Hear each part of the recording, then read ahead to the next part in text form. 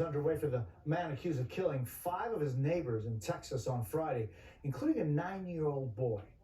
Authorities are looking for this man, 38-year-old Francisco Oropesa.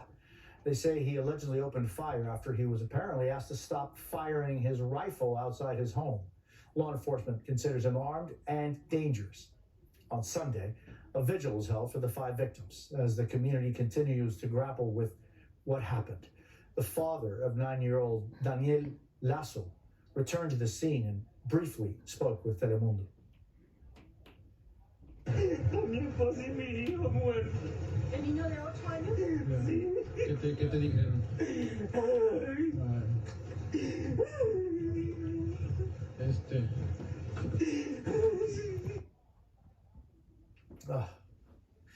The father, they're saying, my wife and my son are dead, breaking down at the loss of his loved ones. Joining us now from Cleveland, Texas, is NBC's Sam Brock. Sam, what's the latest on the search for the suspect today?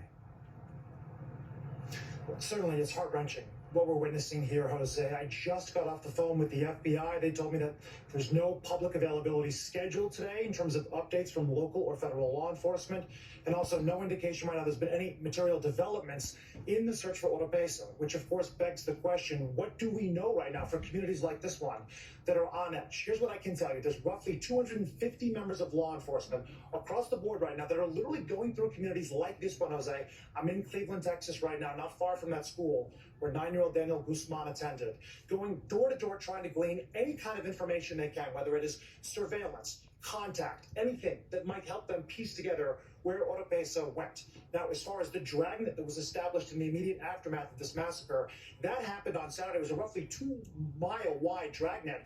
They had him tracked, Jose, his cell phone, the scent of his clothing, and then somehow Oropesa just magically disappeared, because we are told that at that point, they lost track of the murder suspects.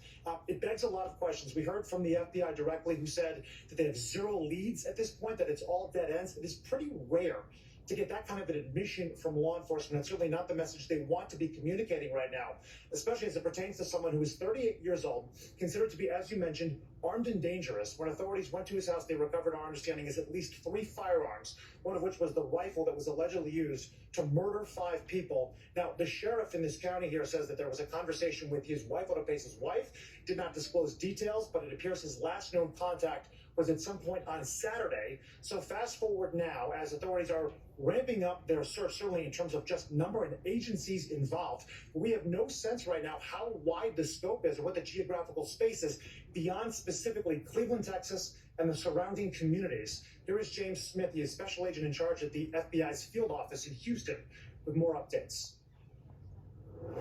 We have over 200 law enforcement personnel from federal, state, and local agencies trying to bring this subject into custody so we can bring justice to those 5 victims and to ensure this community is safe.